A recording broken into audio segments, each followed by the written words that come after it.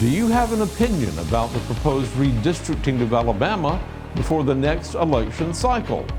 Our state representative wants to hear from you. Sunshine in the morning, storms in the afternoon. That's the theme of our weather for the next several days across East Alabama. We'll have the complete forecast details for the weekend and beyond coming up. The Women's Professional Fast Pitch League made a big announcement today. We'll tell you about it coming up in sports.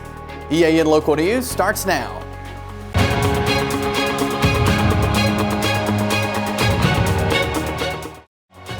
This segment of EAN Local News is brought to you by WM Grocery, located in Heflin, Wadowee, Roanoke, and in Piedmont. Good evening, and thank you for watching East Alabama Now Local News for Friday, July 7th, 2023. I'm Mike Stedham. And I'm Katie Edwards. District 32 State Representative Dr. Barbara Boyd of Anniston will be holding a town hall next Thursday evening to talk about redistricting and the 2023 legislative session. That meeting starts at 6 at the Anniston City Meeting Center on Noble Street. Residents are invited to share their views with Dr. Boyd about proposals to redraw the state's congressional districts in light of the recent U.S. Supreme Court ruling that found the current divisions to be unacceptable. She'll also be talking about the new laws that have been passed and what's coming up next for the state lawmakers. Local high school students who are taking part in this summer's Youth Explorer and Service program through the Anniston Police Department spent Thursday training at the U.S. Marshals facility and getting a view of federal law enforcement. Anniston has several officers who routinely teach as adjunct instructors for the Northeast Alabama Law Enforcement Academy, and they were able to bring the cadets along as they taught current academy recruits.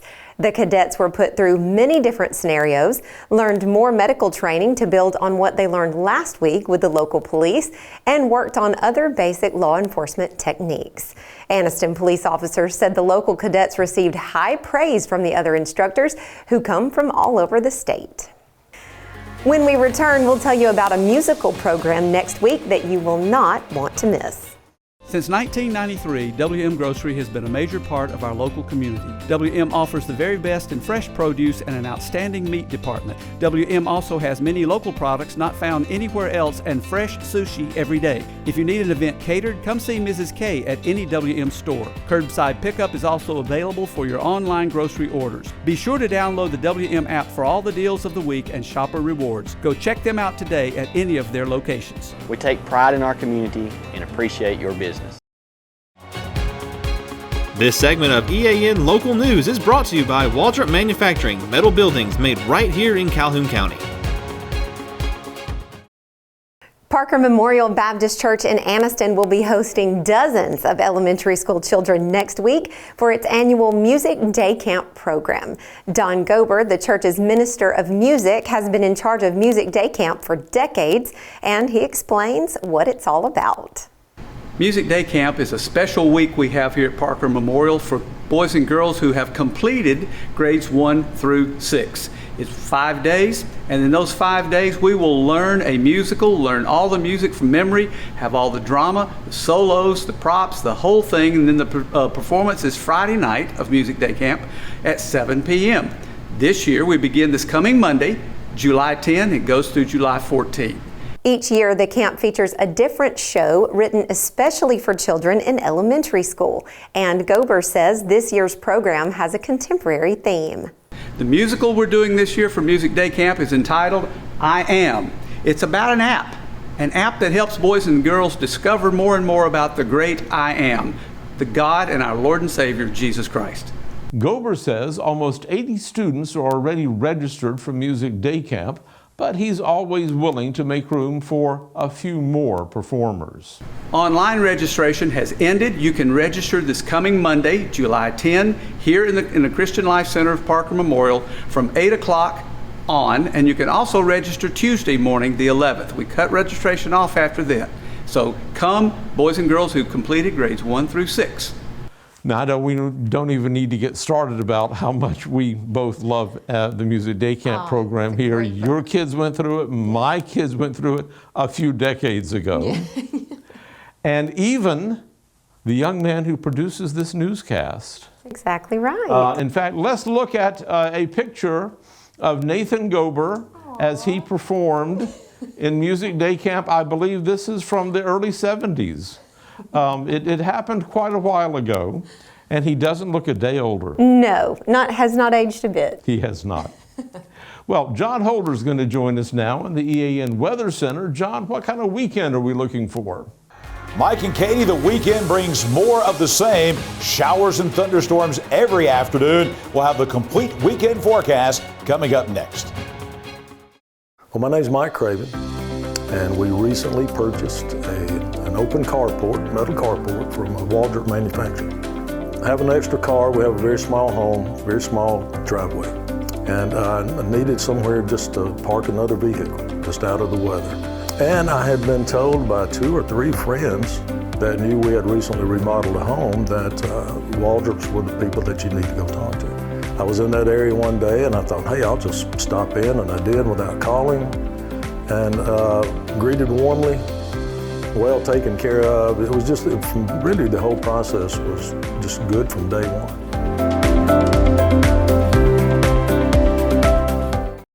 Another day, just like we've had all week long. Plenty of sunshine for most of the day, but from time to time, passing showers and thunderstorms. That happened again on your Friday across East Alabama. Our high today at 91, our low this morning at 71. Record high temperature 102 back in 1977. Just 7 years earlier, back in 1970, was our record low of 59 degrees, and the sunrise and sunset times remain unchanged.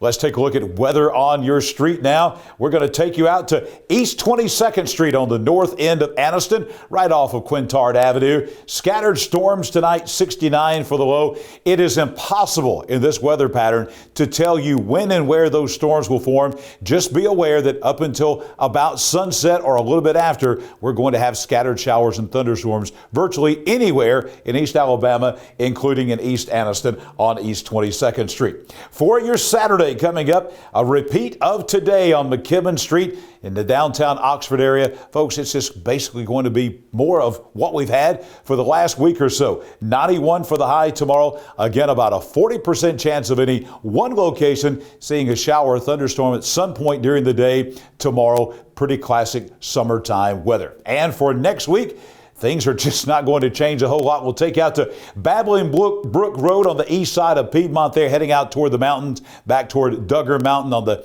east side of town there. Mostly low 90s for highs next week. Sun and storms continue. Plenty of sunshine, plenty of storms. That's making the gardens grow, but it's also making the weeds and the grass grow on Babbling Brook Road in Piedmont and all across Calhoun and Cleburne counties.